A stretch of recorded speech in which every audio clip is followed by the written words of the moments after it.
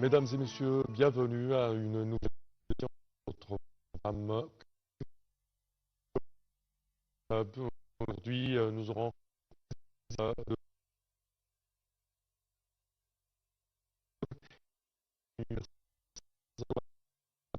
alors, on a un thème à discuter, c'est la signification de la patience. Ici, on signifie ni faiblesse, plutôt la durant l'épreuve, aux problèmes, avec contentement et soumission. Si vous pouvez nous élucider là-dessus. Oui, bismillahir rahmanir rahim, alhamdulillah wa salatu wa salamu ala sayyidina Allah wa ala alihi wa sahbihi wa bishrah li sadri yassir li amri wahlul 'uqdatan min lisani. Effectivement, comme vous avez déjà dit, quand on parle de la patience, c'est pas la soumission, mais c'est plutôt un contentement, plutôt une certaine face au destin. Ça nous mène à de différents fondements de la foi. Oui. Parce qu'on a parlé de l'islam, les 5 fondements de la foi. Oui. Et les 6 fondements de la foi, c'est que vous avez, comme l'a dit déjà le hadith de Jibril, Billahi wa malaikatihi wa kutubihi wa rusulihi wal yawmil akhiri wal qadari khayrihi wa sharrihi hulwihi wa murrihi. C'est-à-dire donc, vous devez croire en Allah, ses messages, en ses livres sacrés, Billahi wa en ses anges, malaikatihi, ses anges, kutubihi, ses livres sacrés, rusulihi, c'est-à-dire ses messagers envoyés, wal yawmil akhiri, le jour du jugement dernier, et wa bil qadari, on le distingue, que ce soit de bien ou de mal. Et quand on parle de la patience, on parle plutôt des épreuves. Oui. Et tout ce qui se passe dans notre vie, c'est déjà décrété, c'est déjà préétabli. Dans le destin des hommes, à l'éternité, Allah a écrit tout. Oui. Et donc pour nous, tout est écrit, comme on le dit. Mektoub, comme disent les Algériens, même et les Maghrébins, c'est Mektoub. Oui. Et donc, oui, tout est Mektoub, mais on a quand même le libre arbitre. C'est-à-dire, on a le choix. Oui. Puisqu'Allah a dit, c'est-à-dire, Allah nous a montré les deux chemins, le chemin de bien et le chemin de mal. Oui. Et donc, nous sommes dans la vie, nous sommes toujours éprouvés. Oui. C'est-à-dire, il y a toujours des épreuves, il y a toujours des difficultés, il y a toujours des problèmes. Et qu'est-ce que le musulman et le croyant, bien sûr, puisqu'on parle de croyant, et c'est un degré plus élevé pour les musulmans. Ouais. On est d'abord musulman, puisqu'on a déjà accompli les 5 piliers de l'islam. Oui. Et ensuite, pour nous approcher de la proximité du Seigneur, on devient croyant. Pour atteindre quoi? Pour atteindre l'ihsan. On croit 3 étapes. Personne ne peut atteindre le degré de l'ihsan, le perfection, c'est là bien accompli la patience. Certainement. Puisque réellement on a quelque chose de très important dans ce domaine. Puisque, comme le dit dans un hadith, nous, en tant que croyants, vous avez 2 états. Oui. On parle maintenant d'un état spirituel. Donc vous avez soit patient, soit reconnaissant. C'est-à-dire shukr wa sabr. Et donc la moitié de la foi, c'est shukr, et la moitié, c'est sabr. Et donc, reconnaissance au moment où Allah nous a accordé des bienfaits. Sabr, patience, endurance, au moment où Allah subhanahu wa ta'ala nous accorde, ou bien nous éprouve dans certains moments. Et l'homme, quand Allah subhanahu wa ta'ala a créé l'homme, vous savez quand même dans la sourate Tabarak, Al-Mulk, ça commence par quoi? Allah a dit خلق الموت والحياة ليبلوكم أيكم أحسن عملا. Et donc, quand on dit ibtila ou bala, donc vous avez les 2 sens. Ibtila, c'est-à-dire nous sommes éprouvés. Et quand on est éprouvé, c'est-à-dire nous sommes dans une épreuve. Épreuve dans le sens de test. Nous sommes dans un test. Et quand on est crié et quand on est né dans le monde là, la vie et la mort, ne sont que des épreuves. Et pourquoi on est éprouvé? Pour qu'on distingue le croyant et le non-croyant. Celui qui accepte le destin et celui qui n'accepte pas le destin. لِيَبْلُوَكُمْ أَيُّكُمْ أَحْسَنُ عَمَلًا. Pour savoir bien, et Allah le sait bien sûr parfaitement, أَيُّكُمْ أَحْسَنُ عَمَلًا, qui parmi vous a déjà la meilleure action. Et donc là, la philosophie, si je peux dire quand même, des épreuves, c'est ça. C'est pour éprouver l'homme et pour distinguer ceux qui sont de vrais croyants et ceux qui sont plutôt des musulmans par le nom, comme on dit. Et donc là, le premier objectif des épreuves, c'est de distinguer ceux qui sont de vrais croyants et ceux qui sont, si qu'on ne le sent pas, si je peux dire quand même. C'est la première chose que nous devons dire à ce moment. Je vous interromps là pour passer, chers téléspectateurs, ce commentaire pour parler plus de la patience et une sorte de passer en revue de la patience en islam. Voyons ensemble.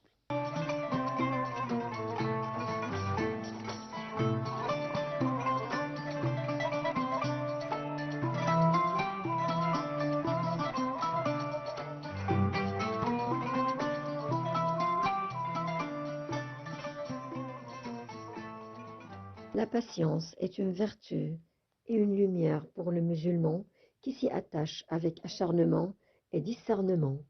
As-sabr en islam, la patience, fait partie des signes de grandeur et de perfection que chaque homme doit cultiver pour faire dominer son âme tout en faisant abstraction de ce qui l'entoure.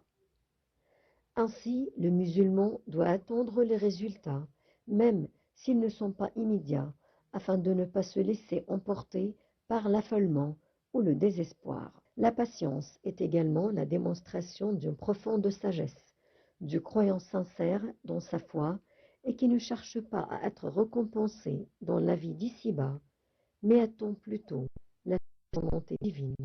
Celui qui endure et pardonne, cela en vérité fait des bonnes dispositions et de la résolution dans les affaires. Sourate 42. La patience est une vertu dans laquelle le plus fervent musulman peut être éprouvé. Comme tout acte de noblesse de cœur ou preuve d'une foi incommensurable, l'homme qui fait preuve de patience peut rencontrer des détracteurs qui auront pour seul but de le faire dévier de sa clairvoyante lumière. D'autre part, il est important que le croyant puisse avoir confiance au destin et à la prédestination, afin de ne pas se lamenter sur son triste sort ou tenter de comprendre le cours des événements. Il doit avoir à l'esprit qu'Allah est éloigné du mal et nous approche du bien, même si celui-ci n'est pas visible dans l'immédiat.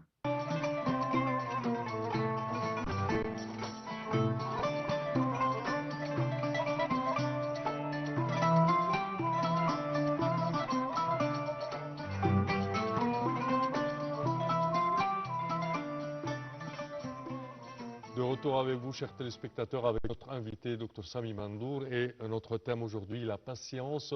Cher docteur, on parlait des deux grands thèmes de la patience, ou être satisfait, reconnaissant, et également avoir la patience ou patient, je dirais un tout petit peu une sorte de...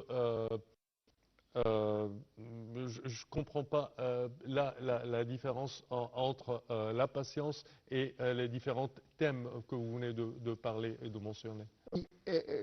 Nous avons des liens entre la reconnaissance et la patience. Puisque dans la vie, il y a deux côtés. Il y a les aspects positifs et les aspects négatifs. Il y a quelqu'un qui a une patience, par exemple, mais qui n'a rien à faire. Il est un tout petit peu, je dirais, pas tellement satisfait, mais il endure tout simplement, il n'a pas quelque chose à faire. Là, ce n'est pas la patience que préconise l'islam, je pense. Normalement, nous avons plusieurs types de patience. Oui. Puisque patience, face aux difficultés, une catégorie. Mais il y a d'autres sortes de patience aussi. Puisque, par exemple, si on discute, on a bien fait durant le mois de Ramadan. Oui. On a fait de jeûne, observé de jeûne, on a fait beaucoup de prières, on a récité le Coran, et on a fait tout ça. Et juste, Ramadan a été terminé, déjà fini, et on commence un autre mois, et on commence à soulager un tout petit soulager un peu, et ne pas faire ce qu'on a déjà fait au mois de Ramadan. C'est-à-dire, on commence à avoir, pas de mauvaises actions, mais on a amoindri, on a réduit les actes déjà faits. Oui. Pour être patient, il y a ce qu'on appelle persistance d'obéissance. C'est-à-dire, je continue à observer le jeûne, je continue, bien sûr c'est obligatoire, je commence à faire la prière de la nuit, Qiyam al-Layl, je continue à réciter le Coran, je continue à être bienfaisant à l'égard de toutes les sociétés, je commence tout ce que je faisais déjà durant le monde, ce sera bien aussi. Donc patience, il y a aussi sabrun ala al-masa'ib, c'est-à-dire patience au moment des difficultés, au moment où il y a des problèmes, au moment où il y a des malheurs. Là, c'est autre sorte de patience aussi. Mais là, quand on est dans un moment où nous devons endurer, là, nous devons nous rappeler comment être patient. Là, le Coran nous rappelle, bien sûr. Et dans la sourate al-Baqarah, par exemple, vous avez, Allah dit, avant d'énumérer les différentes sortes d'épreuves et des malheurs que nous pouvons subir, Allah nous a dit la solution. La première solution, il y a deux solutions. Solution pratique, c'est-à-dire acte, on fait des actes, et solution par la parole. Donc nous devons faire solution par la parole et solution par les actes. Allah a commencé à dire يا أيها الذين آمنوا استعينوا بالصبر والصلاة إن الله مع الصابرين. Donc là, le Coran vous a dit, si vous avez des problèmes, donc demandez aide à quoi? Par quel moyen? Patience. Donc, استعينوا بالصبر والصلاة. Mais patience, par quel moyen nous pouvons être patients? C'est par la prière. Et vous savez, ça nous rappelle quand même un hadith très important. Quand il y a des problèmes, le prophète dit à Bilal, Arihna biha ya Bilal. Là, c'est quand même l'explication du verset. Arihna biha ya Bilal. C'est-à-dire, je demande le repos et la paix et la quiétude dans la prière. Pourquoi? Parce que dans la prière, vous êtes en contact avec le Seigneur. Et la prière, qu'est-ce que vous dites? C'est-à-dire, c'est à Allah, c'est vous Allah, c'est à vous que nous pleurons. Et dans les moments difficiles, qu'est-ce que vous devez faire? Vous devez secours à Allah.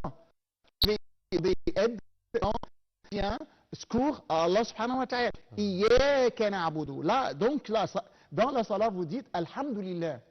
Et Alhamdulillah, c'est quoi? C'est une expression qui montre la reconnaissance. Et donc, même dans le moment de difficulté, vous devez dire Alhamdulillah. Et pourquoi dire Alhamdulillah? Puisque on croit non, que les malheurs et la difficulté, c'est quelque chose de mal. Alors que si nous méditons bien l'affaire, vous allez être conscient que le mal que vous croyez mal, le malheur que vous croyez malheur, ça ne sera jamais de malheur, mais ça sera de bien. Et c'est par l'expérience que nous devons découvrir ça. Et quelquefois, par exemple, vous avez pris votre voiture et en commençant, vous avez commencé à démarrer la voiture et ça ne marche pas. Voilà, c'est un problème, c'est une difficulté. Et comme ça, vous allez... en retard.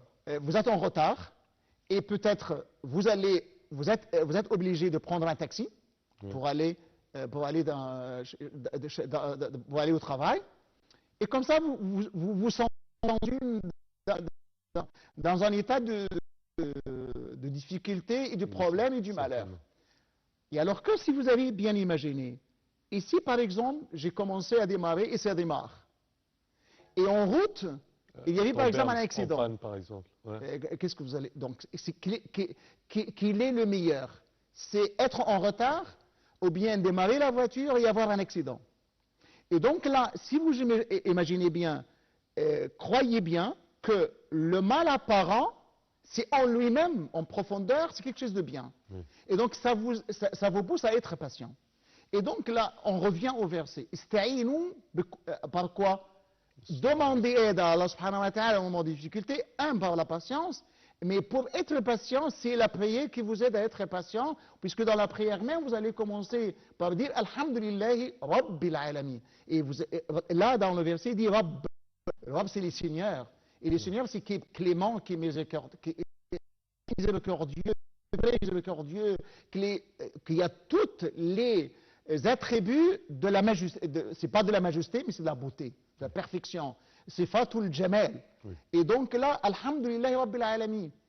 Ar-Rahman Ar-Rahim. Bravo. Donc les autres attributs d'Allah subhanahu wa ta'ala de perfection et de la beauté, Ar-Rahma, la miséricorde, et donc Iyaka. Oui. Et puisque dans ce cas-là, vous appelez un Seigneur, Allah subhanahu wa ta'ala, qui est très miséricordieux, qui est tout miséricordieux, qui est Rabb, c'est-à-dire le Rabb, c'est lui qui prend en charge tout, bien sûr. Vous êtes Rabb el-Manzil, le Seigneur de la maison, parce que vous prenez en charge tous les membres de la famille. Iyyaka na'budu wa iyyaka nasta'in. Ihdina. Donc là, quand vous commencez la prière et vous récitez la Fatiha, vous allez dire, voilà, donc je suis là dans un état spirituel très, très haut, très raffiné, et maintenant je commence à être patient. Et quand le verset vous dit, Inna Allah ma'a, dans le verset, le Coran vous dit, wa sabirin, c'est-à-dire annonce la bonne nouvelle aux patients. Et donc là, c'est le premier verset, prélude, ou bien commence par le Coran, commence par les autres adversités et les autres problèmes et les autres épreuves.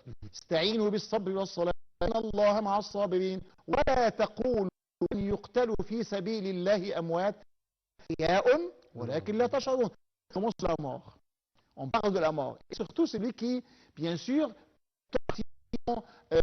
dans un combat pour la cause d'Allah subhanahu wa ta'ala. Après, là, on a parlé de épreuves et de malheurs. Là, deux sont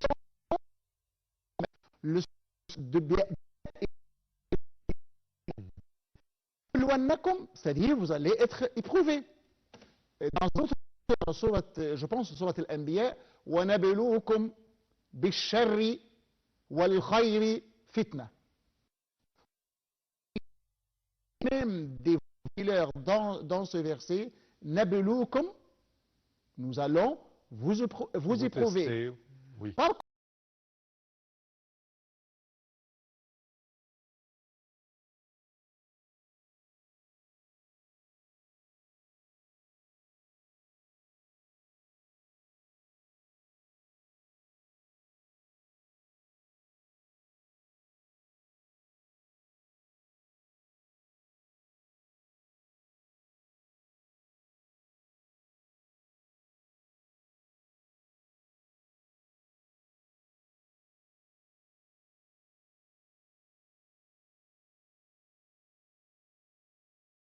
Par l'adversaire et par les onces. Par le bien et par le mal. Fitna. Pourquoi fitna? Pour distinguer, vous savez, fitna, si on parle de fitna, on parle de dhahab. Vous allez d'abord, le dhahab, l'or, c'est quoi? C'est dans le poussière. On ne peut jamais avoir l'or une fois, mais ça passe par plusieurs étapes pour avoir ce métal qui est l'or. Oui, oui. Et donc là, fitna, c'est-à-dire quand on commence on passe par plusieurs étapes pour arriver à avoir de l'or. Et nous, en tant que croyants, pour être de l'or, vous devez passer aussi par plusieurs étapes. C'est-à-dire, vous devez être éprouvé, soit par le bien, soit par le mal. Et est-ce que nous pouvons être éprouvés par le bien? Oui. Si Allah subhanahu wa ta'ala vous accorde du bien, et vous accorde de l'argent, richesse, par exemple. Et de la richesse, vous avez déjà gratifié d'enfants, de richesse, de biens, d'un bon poste, et ainsi de suite. De tout ce qui est bon dans la vie. Là, vous êtes éprouvé. C'est-à-dire, qu'est-ce que vous allez faire avec ce dont Allah vous a gratifié? Qu'est-ce que vous allez faire? Vous allez être reconnaissant, tashkur, c'est-à-dire remercier Allah subhanahu wa ta'ala en disant alhamdulillah, mais aider les gens. Ou bien vous allez avoir de l'ingratitude envers Allah et envers les autres. Être reconnaissant, c'est-à-dire, par exemple, si vous avez de la richesse, être reconnaissant, c'est-à-dire payer la zakat. Oui. C'est-à-dire être au secours des orphelins, des pauvres, des catégories pauvres, faibles, vulnérables, comme on nous dit dans la société.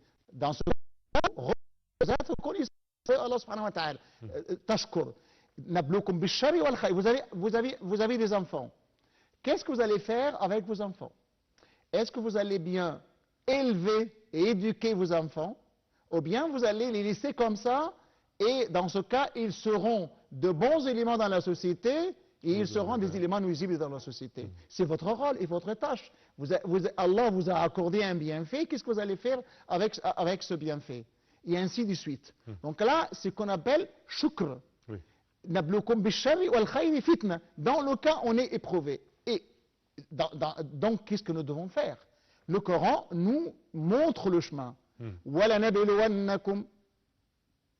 Donc, les différentes catégories de malheur, c'est quoi? Bishay'in, c'est pas tout, un peu. De quoi? De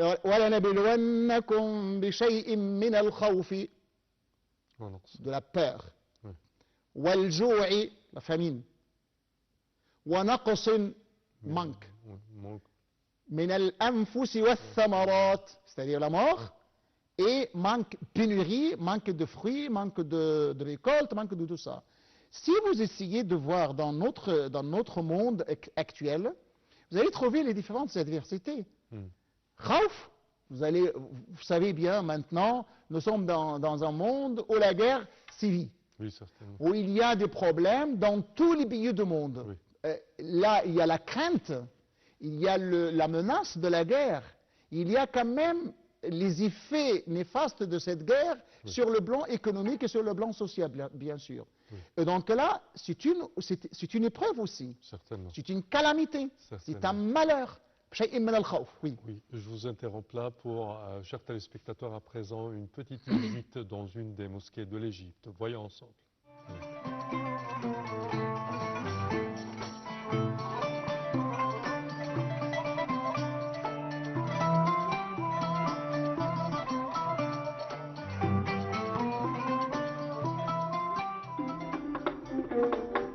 Lorsque le commandant des troupes fatimides, Jawhar al-Saqili, fut envoyé par le calife Al-Mu'izz al-Din pour conquérir l'Égypte, il entreprit la construction du Caire et y fonda la mosquée d'Al-Azhar en 969. La construction de la mosquée s'étendit sur 2 ans. La mosquée d'Al-Azhar ouvrit ses portes pour la première fois en 972. Depuis cette date, la mosquée d'Al-Azhar et son université deviennent parmi les plus célèbres dans le monde musulman.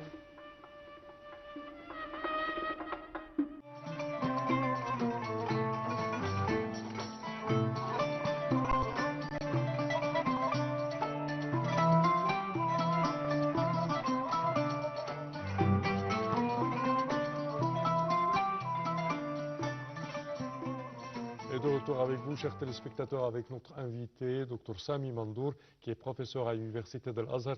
Dr Sami, avant de terminer cette édition, si vous pouvez nous donner un tout petit peu d'informations sur les 6 jours à jeûner pendant le mois de Shawwal, juste avant la fin de ce mois, et leur mérite en islam.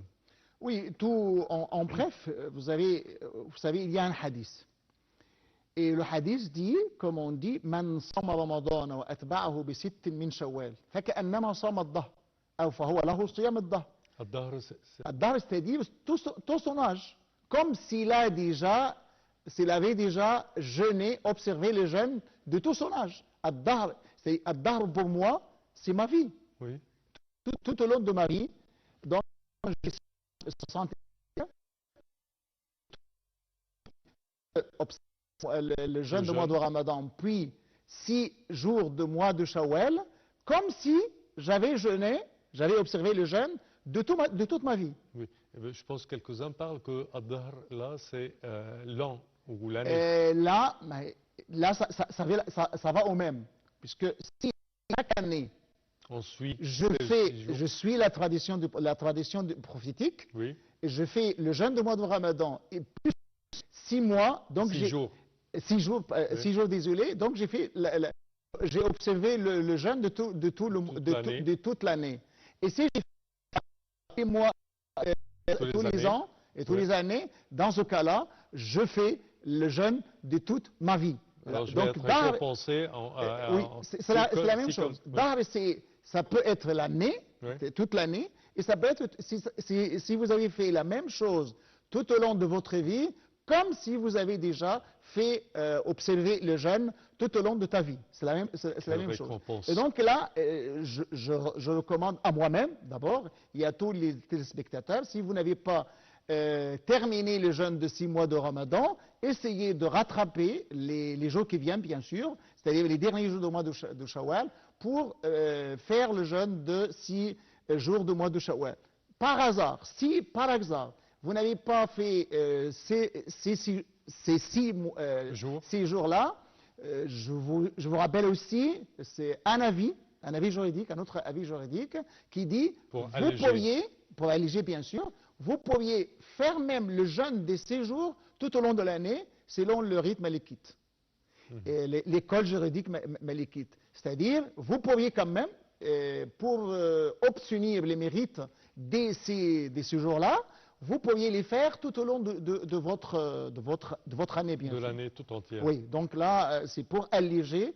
Et pour ceux qui n'ont pas fait, auront aussi l'occasion de les faire, Inch'Allah. Inch'Allah. Et qu'Allah subhanahu wa ta'ala accepte nos bonnes actions et agrée nos bonnes actions, Inch'Allah.